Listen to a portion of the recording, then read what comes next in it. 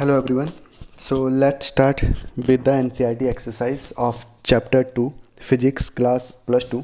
The name of the chapter is electrostatic potential and capacitance. So question number 1 is two charges 5 into 10 raised to power minus 8 coulomb and minus 3 into 10 raised to power minus 8 coulomb are located 16 centimeter apart.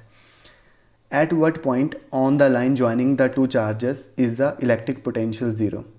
Take the potential at infinity to be zero. So question है, दो charges दे रखे हैं, एक charge का magnitude, suppose this is the first charge that is the QA 5 into 10 raised to power minus 8 coulomb and this is the second charge that is QB which is equal to minus 3 into 10 raised to power minus 8 coulomb. दो charges दे रखे हैं और हमें इन charges के बीच का distance भी दे रखा है दैट इज़ द 16 सेंटीमीटर. सो अगर इसको मीटर में कन्वर्ट करें सो ये आ जाएगा 0.16 और 0.16 मीटर. सो क्वेश्चन ये है कि हमें इस लाइन पे कोई एक पॉइंट फाइंड आउट करना है जहाँ पर पोटेंशियल की वैल्यू ज़ीरो हो जाएगी. सो ऑब्वियस ही बात है, अगर मैं मैग्नीट्यूड की बात करूँ सो ये 5 into 10 raised to power minus 8, तो ये वाला मैग्नीट्यूड ज़्यादा है, ये वाला मैग्नीट्यूड कम है. इट मीन्स इस चार्ज की तरफ पोटेंशियल की वैल्यू कहीं ना कहीं ज़ीरो हो सकती है. सो यहाँ पर मैं मिड पॉइंट से थोड़ा सा आगे सपोज कर लेता हूँ, दिस पॉइंट इज़ O, यहाँ पर पोटेंशियल की वैल्यू ज़ीरो है. Okay, so suppose QA charge की वजह से O पॉइंट पर पोटेंशियल हमने कैलकुलेट करना है. सो that is the V1 potential V1 on charge O is formula we already know 1 upon 4 pi epsilon naught Q upon R, where R is the distance, Q is the charge. So by putting the value, so V1 की value आ जाएगी 1 upon 4 pi epsilon naught की value है 9 into 10 raised to power 9, Q की value है 5 into 10 raised to power minus 8 and R की value अगर calculate करें सो सपोज यहाँ से यहाँ तक का डिस्टेंस x हमने सपोज कर लिया. सो O से लेके QB तक का डिस्टेंस, अगर टोटल डिस्टेंस 0.16 मीटर है सो यहाँ से यहाँ तक का डिस्टेंस कितना हो जाएगा, that is the 0.16 minus x. So यहाँ से यहाँ तक का डिस्टेंस कितना आ गया, that is x. So this is the value of V1 and V2 की वैल्यू भी हम कैलकुलेट कर सकते हैं, that is the 9 into 10 raised to power 9, that is potential on point O due to point QB और due to charge QB, that is the minus 3 into 10 raised to power minus 8 charge है. So minus 3 into 10 raised to power minus 8 upon distance is 0.16 minus x. Okay, so net potential at point O zero. It means अगर दोनों charges को मैं add कर दूं so potential इस point पे zero आ जाएगा. It means total potential which is equal to sum of the first potential और सेकंड पोटेंशियल. सो वैल्यू आ गई, अगर मैं V1 और V2 की वैल्यू पुट कर दूं ये वैल्यू ज़ीरो के बराबर आनी चाहिए. सो देख लेते हैं इक्वेशन में वैल्यू पुट करके. सो V1 की value 9 into 10 raised to power 9 into 5 into 10 raised to power minus 8 upon x plus 9 into 10 raised to power 9 minus 3 into 10 raised to power minus 8 upon 0.16 minus x, so which is equal to 0. Okay, so 9 into 10 raised to power 9 is common, 10 raised to power minus 8 is also common क्योंकि ये दोनों side हैं, दोनों जगह पे हैं. सो 9 into 10 raised to power 9 into 10 raised to power minus 8, ये चीज़ तो कॉमन आ गई. ब्रैकेट के अंदर क्या बचा, that is the 5 upon x plus यहाँ पे बचा -3 upon 0.16 minus x which is equal to 0. Okay, so after that ये टर्म दूसरी साइड जाके ज़ीरो से डिवाइड हो जाएगी. सो टोटल ज़ीरो रिजल्ट आएगा. सो हमारे पास बचेगा that is the 5 upon x plus, so minus से यहाँ पे मल्टीप्लाई हो गया प्लस का, so -3 upon 0.16 minus x which is equal to 0. So ये टर्म दूसरी साइड जाके माइनस में आ गई, so it become that is the 5/x which is equal to 3/0.16 minus X. So अगर मैं क्रॉस मल्टीप्लिकेशन यहाँ पे करूँ सो ये बन जाएगा 5/0.16 minus X which is equal to 3 into X. So ये बन गया 0.80 minus 5x which is equal to 3x। So 0.80 which is equal to 3x plus 5x जो कि 8x हो गया। So 0.80 which is equal to 8x। So x की value कितनी आ गई, दैट इज़ द 0.10 मीटर, और अगर इसको सेंटीमीटर में करें सो 10 सेंटीमीटर। सो x की वैल्यू आ गई 10 सेंटीमीटर। तो this is the point that is 10 centimetre जहाँ पर पोटेंशियल की वैल्यू 0 हो जाएगी। बट इस लाइन पे सिर्फ यही पॉइंट नहीं होगा जहाँ पे पोटेंशियल की वैल्यू 0 होगी। इस लाइन पे मैं आगे भी एक पॉइंट बना सकता हूँ जहाँ पर पोटेंशियल की वैल्यू 0 हो सकती है। यहाँ पर भी ये पॉइंट हो सकता है, बट अगर मैं मैग्नीट्यूड देखूँ सो ये वाला मैग्नीट्यूड मीन्स पॉजिटिव इफेक्ट यहाँ पे ज़्यादा है और नेगेटिव इफेक्ट, इस चार्ज का मैग्नीट्यूड कम है। सो यहाँ पर तो पोटेंशियल 0 नहीं हो सकता। ओके लेकिन इस पॉइंट पर क्योंकि यहाँ का मैग्नीट्यूड ज़्यादा है तो यहाँ पर भी पोटेंशियल कोई ना कोई एक पॉइंट होगा लाइन में जहाँ पर पोटेंशियल की वैल्यू 0 हो सकती है। सो हम सपोज कर लेते हैं कि ये पॉइंट B है। ओके सो अगर मैं यहाँ से पॉइंट QA से B का डिस्टेंस देखूँ सो टोटल डिस्टेंस यहाँ से यहाँ तक 16 सेंटीमीटर और 0.16 मीटर था। सो यहाँ से यहाँ तक का डिस्टेंस हम मान के चलते हैं, पहले यहाँ से यहाँ तक का डिस्टेंस सपोज कर लिया हमने y है। सो यहाँ से यहाँ तक डिस्टेंस कितना हो गया, that is the 0.16 plus y। Okay that is in meter. So अगर मैं पोटेंशियल यहाँ पर भी कैलकुलेट करने की कोशिश करूँ तो पोटेंशियल की वैल्यू आ जाएगी डायरेक्ट अगर हम वैल्यू पुट करें, क्योंकि हमें पता है V1 प्लस V2 की वैल्यू 0 आनी चाहिए। सो इस पॉइंट चार्ज की वजह से पॉइंट B पर पोटेंशियल की वैल्यू आएगी that is the 9 into 10⁻9 into 5 into 10⁻8 upon distance is 0.16 plus y। And इस चार्ज की वजह से पॉइंट B पर कितना पोटेंशियल होगा, that is the plus 9 into 10⁻9 minus 3 into 10⁸ upon y। Okay which is equal to 0। तो same ये terms common है, दूसरी साइड जाके 0 हो जाएंगी। मैं मेन टर्म यहाँ पे लिख रहा हूँ that is 5/0.16 plus y which is equal to 3/y।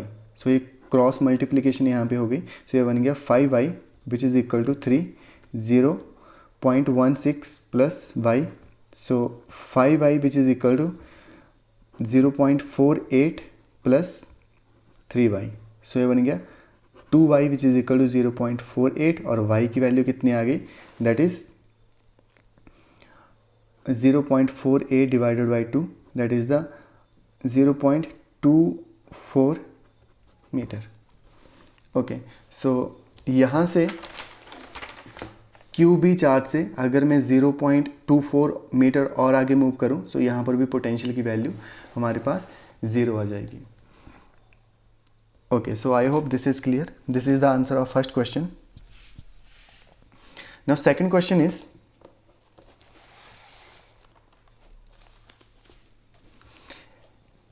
a regular hexagon of side 10 centimeter has a charge 5 microcoulomb at each of its vertices। अगर मेरे पास एक रेगुलर हेक्सागन है सो उसके हर एक वर्टिसेस पे 5 माइक्रोकूलम का चार्ज है और उसकी साइड दे रखी है 10 सेंटीमीटर है। Calculate the potential at the centre of the hexagon. So पहले तो हम हेक्सागन ड्रॉ कर लेते हैं। Suppose this is the hexagon having sides are equal. So centre पे हमें कैलकुलेट करना है पोटेंशियल कितना है। सो सपोज करके चलते हैं centre is O and each side is distance दे रखी है that is the 10 centimetre and यहाँ पे वर्टिसेस पे हमें चार्ज की वैल्यू दे रखी है दैट इज़ 5 माइक्रो कूलम। सो यहाँ पे भी 5 माइक्रो कूलम, 5 माइक्रो कूलम का चार्ज हर एक वर्टिसेस पे दे रखा है। Okay, so now in charges की वजह से पॉइंट ओ पर क्या कितना पोटेंशियल होगा, we want to calculate that. So अगर मैं इस चार्ज की वजह से पॉइंट ओ पर पोटेंशियल देखूं, okay, so we already know the formula that is the potential is equal to 1/4 pi epsilon naught Q upon R। Because this is the regular hexagon, so potential point O पर हर एक charge की वजह से same आएगा। So total मेरे पास charge कितने हैं दैट इज़ द 1 2 3 4 5 एंड 6। तो मैं इसको डायरेक्ट ऐसे लिख सकता हूँ 6 into 1/4 pi epsilon naught Q upon R। सो अगर वैल्यू पुट कर दें, सो 6 इंटू 9 इंटू 10⁻⁹ Q की वैल्यू है दैट इज़ द 5 इंटू 10⁻⁻6। अगर माइक्रो कूलम को मैं सिंपल कूलम में चेंज करूँ सो ये 10⁻⁻6 आ जाएगा अपॉन डिस्टेंस इज 10 सेंटीमीटर। अगर इसको मीटर में कन्वर्ट करें सो ये आ जाएगा 0.1 metre. So after calculation 6 into 9 into 5 into 10⁻⁹ because base same है तो पावर ऐड हो जाएंगी -6 अपॉन 0.1। ओके, सो ये आ गया that is the 6 into 45 into यहाँ से भी अगर मैं पॉइंट हटा दूँ तो यहाँ पर 10 से मल्टीप्लाई हो जाएगा इंटू 10⁻3। ओके, सो ये बन गया that is the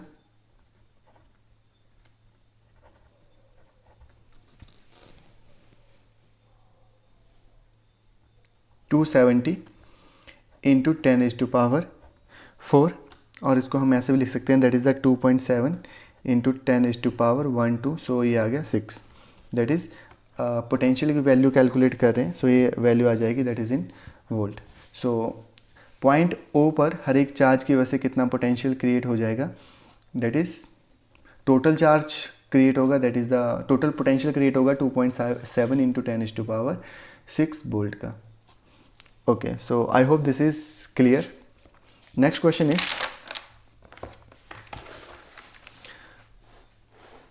two charges 2 microcoulomb and -2 microcoulomb are placed at points A and B 6 centimeter apart. So identify an equipotential surface of the system and what is the direction of the electric field at every point on the surface.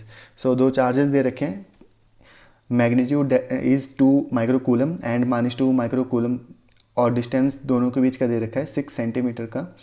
सो हमें equipotential surface की value find out करनी है और electric field की direction भी बतानी है। So suppose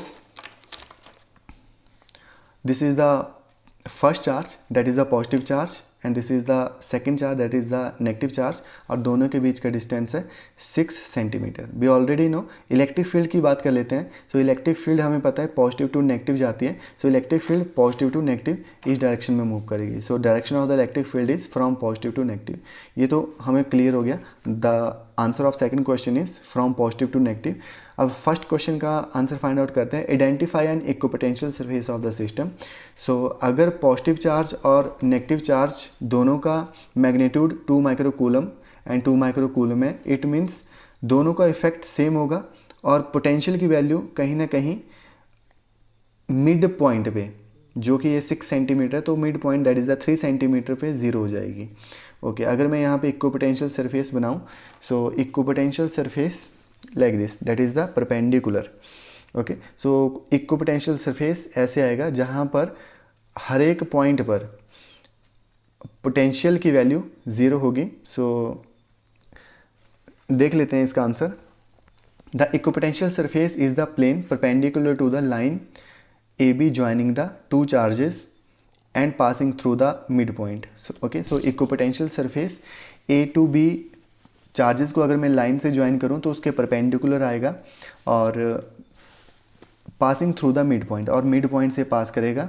so जो भी ये प्लेन होगा वहाँ पर पोटेंशियल की वैल्यू हर एक पॉइंट पे ज़ीरो होगी। सो अगर ये चार्जेस हैं और अगर ये लाइन से ज्वाइन कर रहे हैं एंड इक्विपोटेंशियल सरफेस इस लाइन के मैं परपेंडिकुलर बनाऊं तो इस इक्विपोटेंशियल सरफेस पे टोटल पोटेंशियल ज़ीरो होगा हर एक पॉइंट पे, क्योंकि ये मिड पे पोटेंशियल की वैल्यू ज़ीरो होगी क्योंकि मैग्नीट्यूड सेम है। Okay, so I hope this is again clear. So second part तो हमने कर लिया। The direction of electric field is from positive to negative charge, that is A to B. Next one is a spherical conductor of radius 12 cm has a charge of 1.6 into 10 to the power 7 coulomb distributed uniformly on its surface. So what is the electric field inside the sphere, just outside the sphere, at a point 18 cm from the center of the sphere? Okay, so एक spherical conductor दे रखा है जिसका radius है 12 centimetre का और charge है उसके ऊपर, that is the 1.6 into 10⁻⁻7 coulomb का। हमें कैलकुलेट करना है इलेक्ट्रिक फील्ड स्फीयर के अंदर कितनी है, स्फीयर के ऊपर कितनी है और स्फीयर से 18 सेंटीमीटर दूर इलेक्ट्रिक फील्ड की वैल्यू को कैलकुलेट करना है। ओके, सो आंसर देख लेते हैं। So we already know sphere के अंदर तो इलेक्ट्रिक फील्ड ज़ीरो होगी, सो ये तो यहीं से क्लियर है बिकॉज ये कंडक्टर है। So the answer of first part is, that is the 0. Now second part is just outside the sphere. So sphere के ऊपर इलेक्ट्रिक फील्ड की वैल्यू को कैलकुलेट करना है। So we already know formula is E is equal to K Q upon R square. Okay, अगर value put करें so K की value 1/4 pi epsilon naught Q upon R square, where R is the distance and Q is the charge. So 9 into 10⁻9 into charge की value दे रखी है 1.6 into 10⁻⁻7 upon distance is also given. So 12 centimetre is the radius. So 12 into 10⁻⁻2 square, अगर 12 को metre में change करें सो 12 into 10⁻2, क्योंकि ये सेंटीमीटर में दे रखा है सो मीटर में चेंज कर लिया। ओके, कैलकुलेशन करते हैं। 9 into 1.6 into 10⁻⁻7 plus 9 upon 12 into 12 into 10⁻⁻4। सो आफ्टर कैलकुलेशन ये आ गया 9 इंटू, यहाँ से अगर पॉइंट गया तो 16/10 इंटू 10⁻2 अपॉन 12 इंटू 12 और यहाँ पे ये ऊपर चला गया तो 10⁻+4। ओके, सो ये 3 से कैंसिल हो गया, 3 3 9, ये 4 से हो गया। सो 4 4 16 एंड ये फिर से 3 से एंड अगेन ये कैंसिल हो गया और ये 10 यहाँ पे एक 10 से कैंसिल हो गया। सो यहाँ पे 10⁻4 और 10⁻1 यहाँ पे बच गया। सो आंसर आ गया 10⁻5। इलेक्ट्रिक फील्ड कैलकुलेट कर रहे हैं, सो इलेक्ट्रिक फील्ड का यूनिट आ गया Nc-1 न्यूटन पर coulomb. So I hope this is clear. Next question, at a point 18 centimeter from the center of the sphere. So अगर स्फीयर के 18 centimetre मुझे दूर इलेक्ट्रिक फील्ड की वैल्यू को कैलकुलेट करना हो तो हम वो भी कैलकुलेट कर सकते हैं। सो सेम फार्मूला हम यूज़ करेंगे। E is equal to 1/4 pi epsilon naught Q upon R square. okay, that is the 9 into 10⁻9 into charge is again same 1.6 into 10⁻⁻7 upon 18 into 10⁻2 whole square. So if we open the bracket, so it becomes, that is a 9 into 1.6 upon 18 into 18 into 10⁻⁻4 और यहाँ पे आ गया that is the 10⁻9-7। So again after calculation ये 9 से तो ये 2 पे कैंसिल हो गया। सो अगर मैं यहाँ से भी पॉइंट हटा दूँ तो बन गया 16/10 इंटू 2 इंटू 18 एंड यहाँ पे बच गया 10⁻2 and again 10⁻4।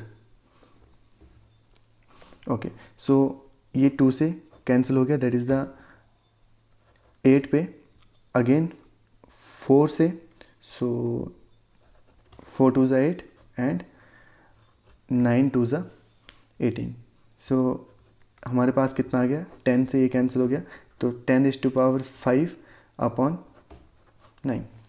Okay, so this is the value of electric field at a point of 18 centimeter. Again, if we want to calculate it again, so we can calculate, unit is NC minus 1. So इसको फिर से calculate कर सकते हैं. So 10 into 10⁴ upon 9. सो एक बार check कर लेते हैं कि हमारे पास कैलकुलेशन में कुछ बचा तो नहीं था. आई थिंक यहाँ पे एक 4 बचा था, सो ये 4 हमें फिर से यहाँ पे लिखना पड़ेगा. सो ये 4 यहाँ पे ऑलरेडी 4 into 10⁵ था, सो ये बन गया 40. ओके, सो 4.4, सो ये आ गया 4.44 into 10⁴ NC minus 1. Okay, so this is the value of electric field at point 18 centimeter from the center of the sphere. So I hope this is clear. Next question देखते हैं. A parallel plate capacitor with air between the plates has capacitance of 8 picofarad. So parallel plate capacitor में air है और capacitance की value दे रखी है 8 picofarad. What will be the capacitance if the distance between the plate is reduced by half? तो अगर डिस्टेंस को हाफ कर दिया जाए, सो कैपेसिटेंस कितनी होगी, and the space between them is filled with the substance of dielectric constant 6. So देख लेते हैं क्वेश्चन का आंसर. सो क्वेश्चन में ऑलरेडी दे रखा है, हमें पता है अगर एयर इज ए डाइलेक्ट्रिक हम यूज़ करें, सो कैपेसिटेंस की वैल्यू कितनी होगी, that is the ε0A upon D. So ये वैल्यू हमें ऑलरेडी दे रखी है कैपेसिटेंस की, अगर एयर एज ए डाइलेक्ट्रिक हमने यूज़ किया है. सो वैल्यू है that is 8 into 10⁻⁻12 farad, that is the 8 picofarad, which is equal to ε0A upon D. अब क्वेश्चन है, if the distance between the plate is reduced by half, अगर डिस्टेंस को मैं हाफ रिड्यूस कर दूं और स्पेस को किसी और डाइलेक्ट्रिक कांस्टेंट से जिसकी वैल्यू 6 है वो डाल दूं, तो हमारे पास न्यू कैपेसिटेंस की वैल्यू कितनी आएगी वो देख लेते हैं. सो एक तो रिज़ल्ट हमने ये ध्यान में रखना है. ओके, दूसरा, अगर कैपेसिटेंस की प्लेट, कैपेसिटर की प्लेट में डाइलेक्ट्रिक कांस्टेंट ऐड कर दें तो फॉर्मूला बन जाता है, that is the dielectric constant into capacitance. Okay, so capacitance का फॉर्मूला हमें ऑलरेडी पता है, that is the ε0A upon D. अब डिस्टेंस को हमने हाफ कर दिया, सो के ε0A अपॉन dy/2. सो ये बन गया, डी यहाँ पे आ गया, so it become 2k ε0A upon D. So ये ऑलरेडी वैल्यू हमें पता है by using this equation, that is the 8 into 10⁻⁻12. सो 2 इंटू के की वैल्यू भी दे रखी है, that is the 6, that is the dielectric constant, into 8 into 10⁻⁻12. So 6 2 ज़ा 12 इंटू 8 into 10⁻⁻12. सो ये बन गया, दैट इज़ द 12 8 ज़ा 96 इंटू 10⁻12. सो ये आ गई न्यू कैपेसिटेंस की वैल्यू. इसको अगर फेराड में चेंज करना है, सो ये बन गया 96 picofarad. So this is the answer of this question.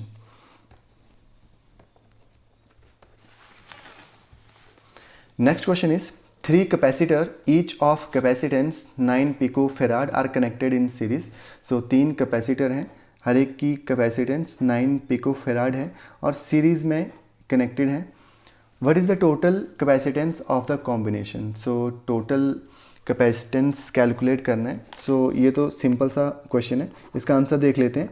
Formula पता होना चाहिए, इसका आंसर छोटी सी कैलकुलेशन करने के बाद आ जाएगा. सो इक्विवेलेंट कैपेसिटेंस अगर पैरेलल में कनेक्टेड है, फॉर्मूला होता है that is the 1/C1 plus 1 series में कनेक्टेड है तो फॉर्मूला होता है 1/C1 plus 1/C2.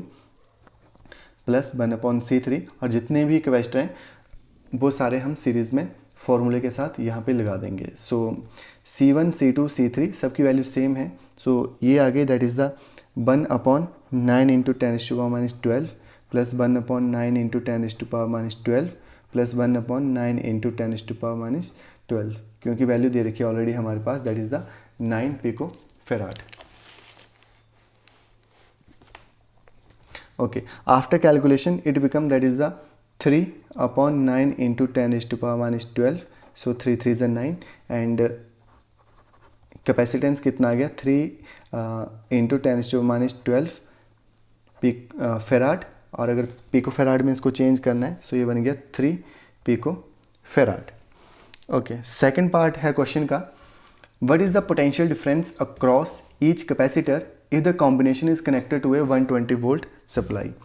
Okay, so 120 volt supply दे रखी है, तो पोटेंशियल डिफरेंस ईच कैपेसिटर हमें कैलकुलेट करना है। देख लेते हैं। So B part, so V1 plus V2 plus V3 की वैल्यू दे रखी है, that is the 120 volt. So we already know V is equal to Q/C होता है, तो अगर V1 की जगह मैं Q/C1 पुट कर दूँ प्लस Q/C2 प्लस Q/C3, तो इसकी वैल्यू दे रखी है 120। ओके, और C1 C2 C3 की वैल्यू सेम है, so Q/9 into 10⁻12 plus 9 into 10 Q/9 into 10⁻12 plus Q/9 into 10⁻12 which is equal to 120। Okay, so ये कितना आ गया आफ्टर टेकिंग एलसीएम, ये आ गया 3Q/9 into 10⁻12 which is equal to 120। Okay, so ये 3 से यहाँ पे ये कैंसिल हो गया 3 पे, सो ये बन गया, that is the Q is equal to 120 into 3 into 10⁻12। So Q की वैल्यू कितनी आ गई 360 इंटू 10⁻12। ओके, सो अगर इसको पिको फेराड में चेंज करना है, सो Q की वैल्यू आ गई, ओके पिको फेराड में नहीं, सो 360 इंटू 10⁻12। ओके, तो ये 360 पिको कूलम में इसकी वैल्यू आ गई, क्योंकि ये चार्ज है, सो चार्ज को हम कूलम में मेज़र करते हैं। ओके, ये तो चार्ज की वैल्यू हमारे पास आ गई। अभी हमें net potential each capacitor find out करना है। So formula V is equal to Q/C होता है। सो अभी Q की वैल्यू भी आ गई, C की वैल्यू भी हमारे पास ऑलरेडी है, तो फॉर्मूले में वैल्यू डाल देते हैं। So V is equal to 360 into 10⁻12 upon, that is the capacitance. So capacitance की वैल्यू है 9 इंटू 10⁻12। सो ये 10⁻12 से 10⁻12 कैंसिल हो गया एंड आंसर आ गया 40। सो 40 that is the volt. So V की वैल्यू आ गई, that is the 40 volt. Potential difference is 40 volt. So I hope this is clear. Okay, next question is,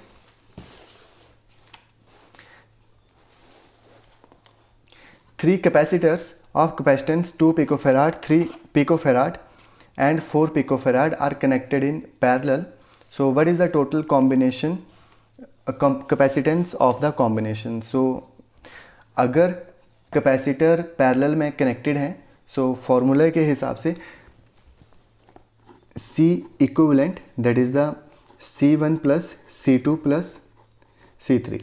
okay, so ये कितना आ जाएगा, that is the 2 into 10⁻12 plus 3 into 10⁻12 plus 4 into 10⁻12।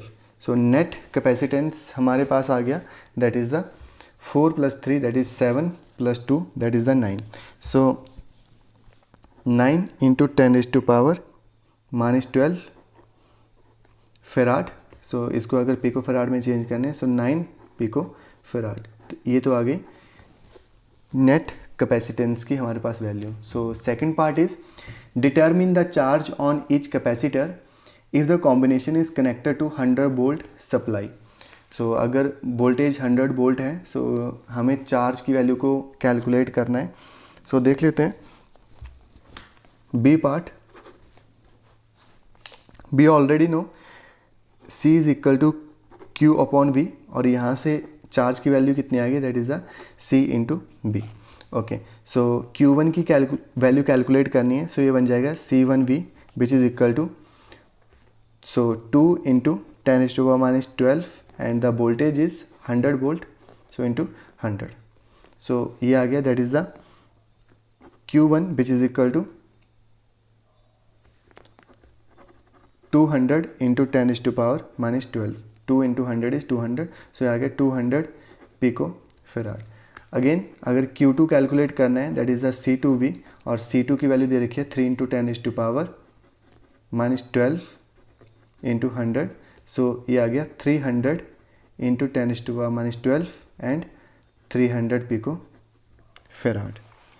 Again Q3 which is equal to C3 into V. So 4 into 10⁻⁻12, the value of C3 is 4 into 10⁻⁻12 into voltage is 100. So ये आ गया, that is the 400 into 10⁻⁻12 and 400 pico farad. Okay, so I hope again this is clear.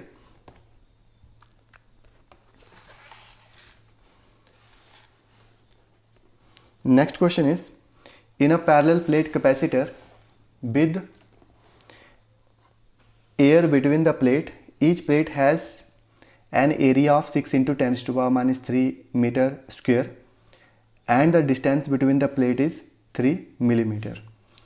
Calculate the capacitance of the capacitor. If this capacitor is connected to 100 volt supply, what is the charge on each plate of the capacitor? So question का answer calculate कर लेते हैं. So we already know, अगर capacitor में capacitor की plate के बीच में अगर एयर है, सो फॉर्मूला उसका क्या आ जाता है, that is C is equal to epsilon not A upon D. Okay, so epsilon not की वैल्यू हमें पता है, एरिया की वैल्यू ऑलरेडी दे रखी है एंड डिस्टेंस की वैल्यू भी ऑलरेडी दे रखी है. सो एरिया दे रखा है, that is a 6 into 10⁻⁻3 metre square and distance is 3 millimetre. Okay, so value put कर देते हैं, कैपेसिटेंस हमारे पास आ जाएगी. सो C is equal to epsilon not की वैल्यू होती है 8.854 into 10⁻⁻12. Area is 6 into 10⁻⁻3 upon distance is 3 millimetre. Metre में चेंज करेंगे 3 इंटू 10⁻⁻3 आ जाएगा. सो ये 10⁻⁻3 से ये कैंसिल हो गया और ये 3 यहाँ पे 2 से कट हो गया. सो कैपेसिटेंस कितनी आ गई, सो 8.854 को मल्टीप्लाई करेंगे, सो ये आ जाएगा, दैट इज़ अप्रॉक्स हमारे पास आ जाएगा, that is the 8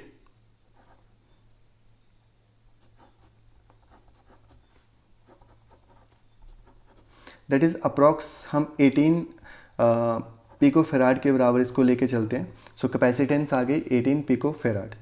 so capacitance हमने कैलकुलेट कर ली. If this capacitor is connected to 100 volt supply, so what is the charge on each plate of the capacitor. So अगर वोल्टेज हमारे पास दे रखी है 100 वोल्ट, हमें चार्ज की वैल्यू कैलकुलेट करनी है. सो कैपेसिटेंस की वैल्यू ऑलरेडी आ गई, वोल्टेज की वैल्यू भी है. सो चार्ज की वैल्यू हम फॉर्मूले से कैलकुलेट कर सकते हैं, that is the C is equal to Q upon V. So यहाँ से Q कितना आ गया, that is the C into B. So capacitance that is the 18 into the value of voltage is, that is the 100 volt.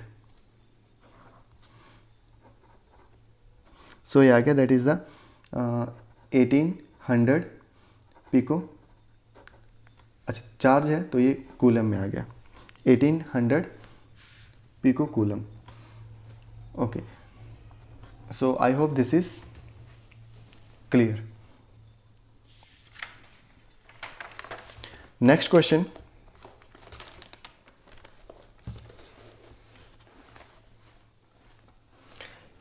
explain what would happen if the capacitor given in the question 2.8, a 3.3 millimeter thick mica sheet of dielectric constant which is equal to 6. So हमें K की value दे रखी है and thickness दे रखी है, that is the 3 millimetre, were inserted between the plates. अगर मैं एक माइका शीट जिसकी थिकनेस 3.3 मिलीमीटर है और डायलेक्ट्रिक कांस्टेंट जिसका 6 है, अगर मैं इंट्रोड्यूस कर दूं कैपेसिटर की प्लेट्स के बीच में, सो हमारे पास कैपेसिटेंस कितनी इंक्रीज होगी और वोल्टेज सप्लाई सेम है after the supply was disconnected. तो दोनों केस में आपको फाइंड आउट करना है रिजल्ट जब वोल्टेज कनेक्टेड है और जब हमने बैटरी को डिस्कनेक्ट कर लिया, दोनों केस में. Okay, so we already know अगर कैपेसिटर की प्लेट के बीच में कोई भी डायलेक्ट्रिक कांस्टेंट ऐड कर दें, सो हमारे पास जो न्यू वैल्यू आती है दैट इज़ द के टाइम वो इंक्रीज हो जाती है. सो नया formula that is the K C. Okay, so dielectric constant की वैल्यू दे रखी है that is the 6 into capacitance हमारे पास पिछले क्वेश्चन में कितनी आई थी, that is the 18 pico farad. Okay, so C की वैल्यू भी हमारे पास है that is the 18. So 18, so ये मल्टीप्लाई कर दिया, सो ये आ गया 108 पिको फेराड. सो